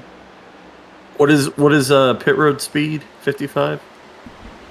Yeah, I believe it is 55, yeah. He crossed the line at 57 miles an hour. No way. Yes, That's sir. unfortunate. 2 He did miles not- per hour over the speed. He did not hit hit 55 miles an hour until his bumper was over the yellow line. That's wild. Unfortunate for Marion. Joseph Barrow now linked up with Menchaca. They're going to have to go bumper to bumper if they're going to make any progress here. That's going to leave Andrew Lawns and Openchowski up front, exactly like I called it. Unfortunately, my driver was up in the mix until he had an unfortunate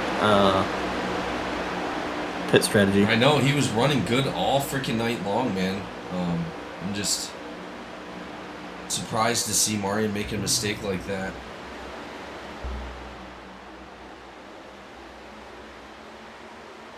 The line in the bushes is running fourth in the lap traffic as the leaders have not pitted yet. Openchowski has not pitted yet. Here they go. We got some other pit options coming in now. Looks like Harris, Ellswood, Campbell, and Ashley are coming down. It's going to leave... 11 had a little wall contact there for a minute. That's going to leave Lawns and Openchowski to run rampant through the front. Some more leaders down pit road there.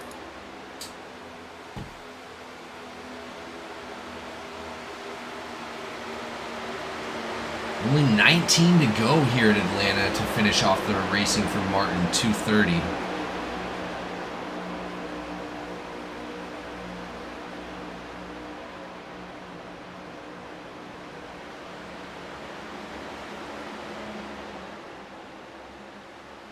Cheshire giving up position due to his damage to Cochran.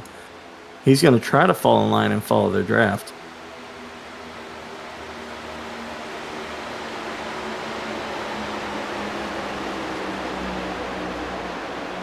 So the only driver, actually the longest pitting driver right now is going to be Andrew Lawns. He hasn't pitted since 109.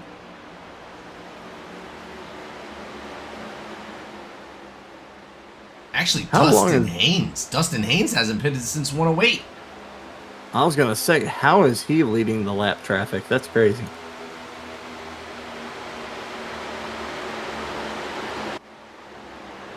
Well, Openchowski and Lawns now have the 41 for support, but it does look like the 85 of Hanneman and Justin Harris. And Coonan in the mix, trying to catch up and pass those guys. Coonan trying to get that freaking lap back still.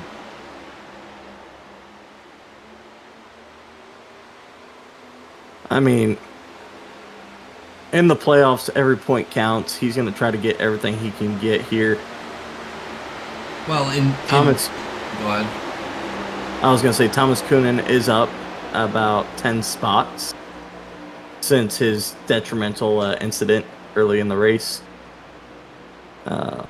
Looks like he'll get some decent points tonight. Might not lose his lead. But go ahead. Yeah, with these front guys, man, it's looking like they're, if a caution comes out, they're all to benefit here. So Lons, Openchowski, Hanneman, Ashley, and Kunin will all benefit from a caution.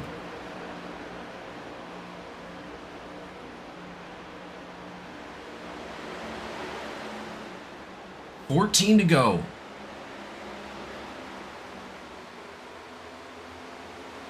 Number 7 coming back off pit lane. He was in pits for some reason. 7 to Justin Harris. Yeah, he just came out of pit road. Dustin Haynes off pit road. You can tell it's Dustin Haynes by the black number 3 that dimensional drifts every couple of minutes. As traffic passes him on the outside, exiting turn 4.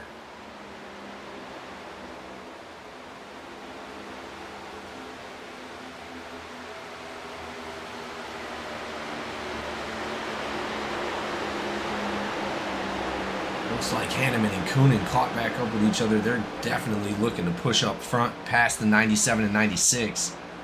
That team of OCS. Payne Cochran's still looking good. He's 4th in the lap cars. That means when these last 4 cars pit, that's Lowndes, Openchowski, Ray Hanneman, Chad Ashley.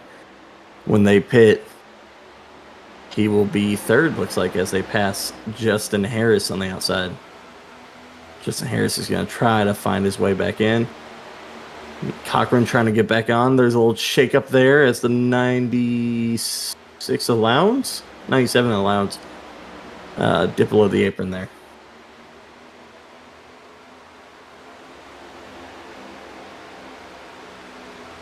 I can't imagine they have enough to finish this race.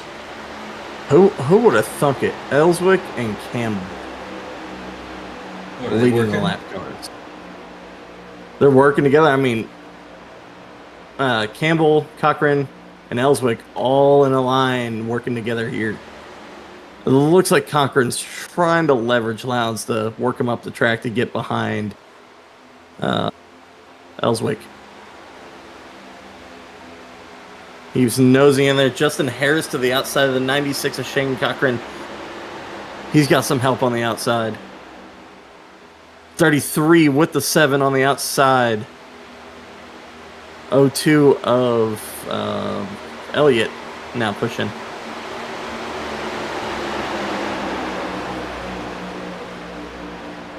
Those leaders have to pit. They surely don't have enough gas. No way. That's impossible. No, there's no way they have enough to finish the race.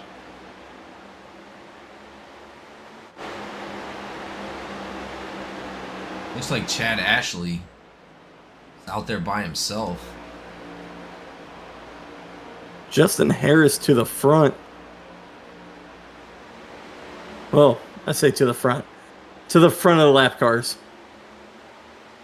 Ooh, they're squirrely. Again, kind of squirrely there. Ellswick outside. 0-2 in the wall. Elliott into the wall. Haynes into Cochran. Looks like Oh, the leaders Openchowski, look like they're Lons. pitting. Yeah, they're coming in. Oh, they're beating and Oh. banging. 0-2 to the Elliott wall. to the outside. Woo. Man, that could have Green been side, really I should say. unfortunate for the Oh, 97, boy. 96 coming into the pits. If that was me, I wouldn't even pit at that point. I'd just come around, catch back up to the back of the pack, and then pit. They might have not had the gas for it. They might have played it down to the last lap of fuel there. Hoping I've for a done it. caution. That caution is unfortunately not going to come out. Raymond Hanneman still 89. pushing. Hanneman in the lead right now, taking first place. You know, what if Ray Hanneman had a basketball in his gas tank and deflated it pre-race? Never know. Got himself an extra gallon of gas.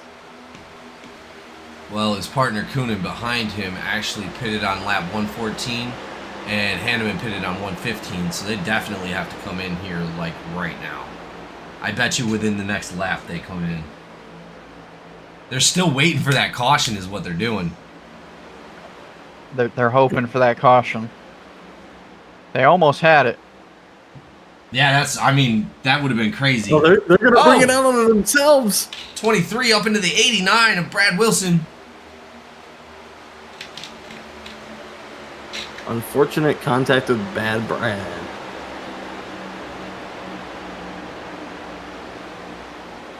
All right, ladies and gentlemen, 5 to go. 4 to go. What is he doing? That is 85. a crazy wiggle. Oh, He just gave his teammate, his best friend, his newfound love, a little generous corner tap. Uh-oh, Hanneman's falling back. He's trying to save that fuel. Oh yeah, he's definitely in fuel save mode. 100%. I would say 100%, yeah.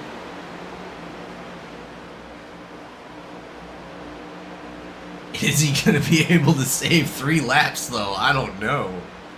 Oh, I don't know.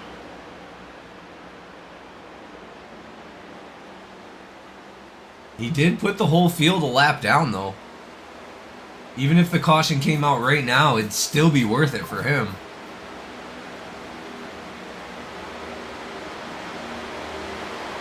See all these Lap cars passing. Yeah, but nobody's even close to catching him. He's probably going to come in this time around, would be my guess. Tell me he makes it on fuel. They're 30 seconds back from him, and there's 2 to go. Oh, he might just That's go what around. I'm Keep saying. going. He might just keep going. He's only got to make it around two Somebody's more going times. Oh my god. He actually might do it.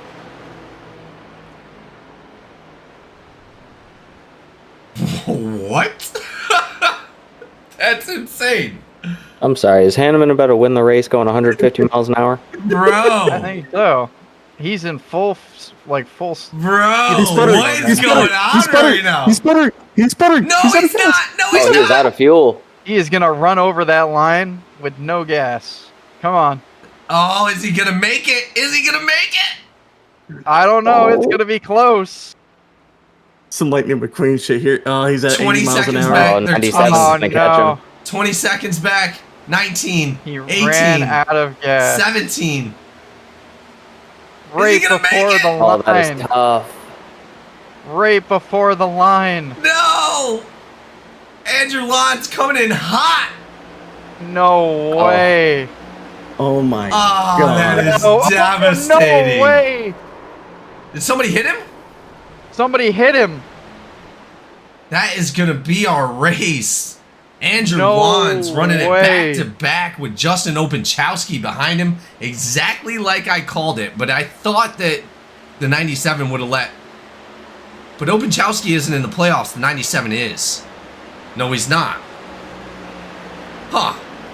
I figured Such he'd a- have let him take one. Such a close call for Raymond Hanneman. Aw, dude, so close. I mean, he almost seriously took that.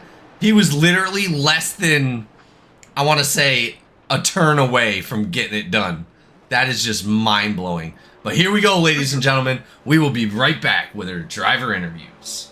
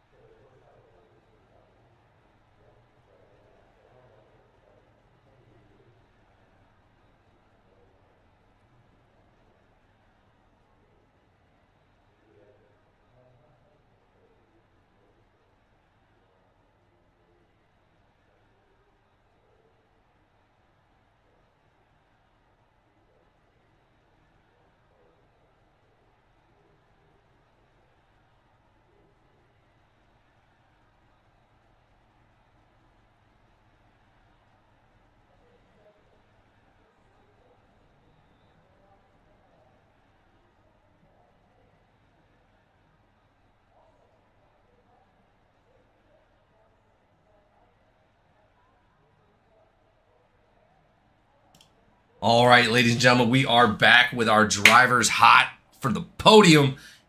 Andrew Lawns coming out for the second week in a row, taking it away from the playoff drivers for playoff race number 2.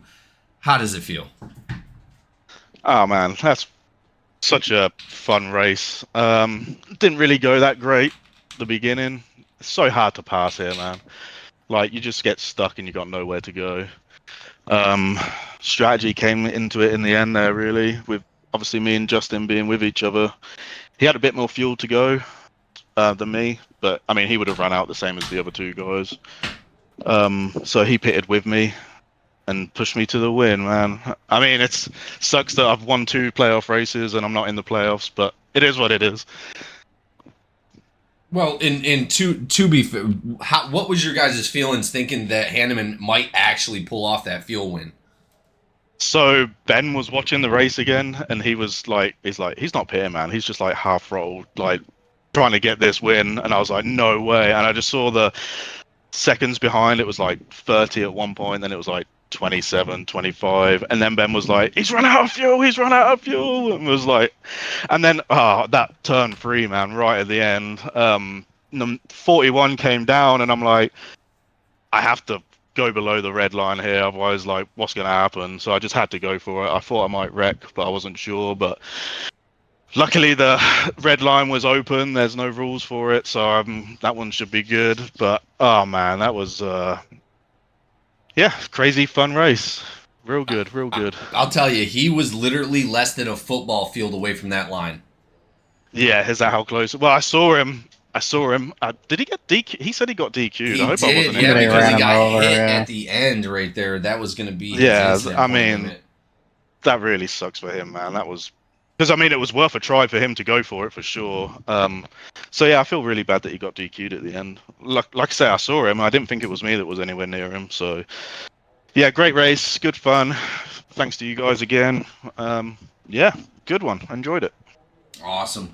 Well, we always look forward to seeing you OCS guys out there working together. You guys work together all Yeah, freaking OCS race, so. 1-2, man.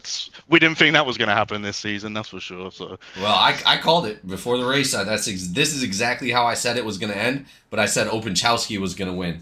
But good job, man. Either way, good job, Yes, guys. Anybody you'd like to thank for tonight's race? not just Ben for being here again. Well, and obviously Justin. Oh, Archuleta is here, huh?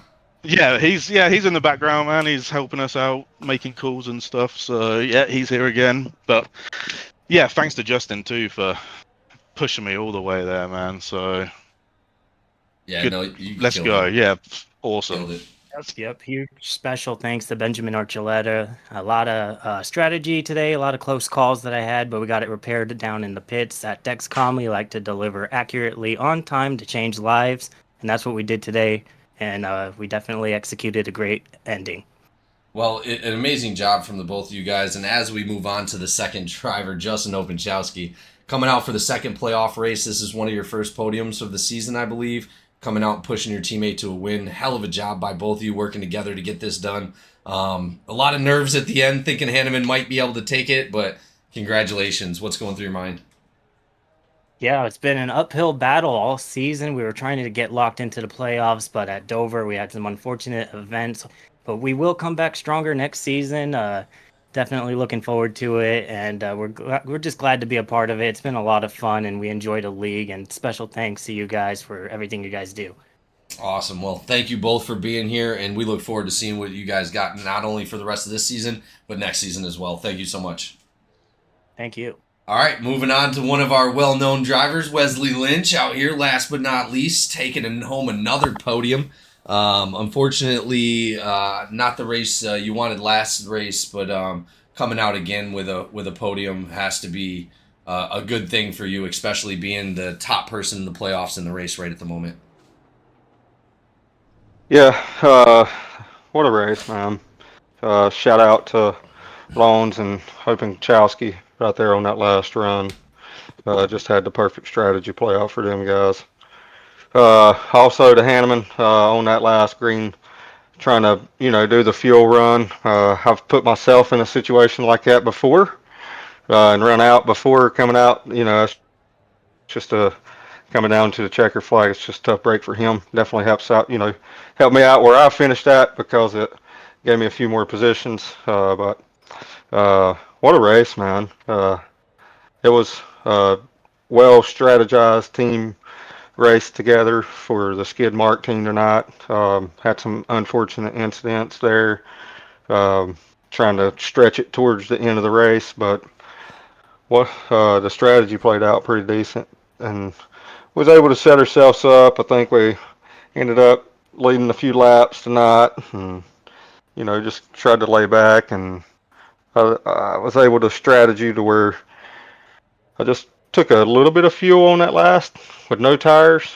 I didn't have nobody to come out, so I was definitely, we went a lap down right there at the very end. So with Hanneman off pace like he was, we was all able to get a lap back, and instead of fighting for Lucky Dog, and it just fanned out right there at the end for those guys. It's just unfortunate that we had to take P3, but like you said, highest contender right now in the playoffs with the best finish, so I will take that as a good day. Absolutely, and as we always love to see the BDRM boys out there, you were working with Barrow earlier in the race. Unfortunately, Barrow wasn't able to maintain that lead. He did lead a bunch of laps, but you guys came out here and killed it. Congratulations. Yeah, man, appreciate it. Absolutely. Anybody you'd like to thank for tonight's race? Yeah, let's get a shout out to North Star PCs for putting a huge sponsor on the Cup Series this year, along with Laughing Llama Wraps for also putting a sponsor on the series. Shout out to Walt again for the car specs looking phenomenal here in the playoffs. Give a shout out to the guys over at Skidmark. Keep your head up, keep pounding. We'll get there. That's pretty much. I think that's what I got. And then Lynch's handyman service. If you need him in the Hickory area, give him a shout. Also, the fans that tuned in. What a race! That was a fun race to be a part of, and I can't wait to go back and watch the broadcast.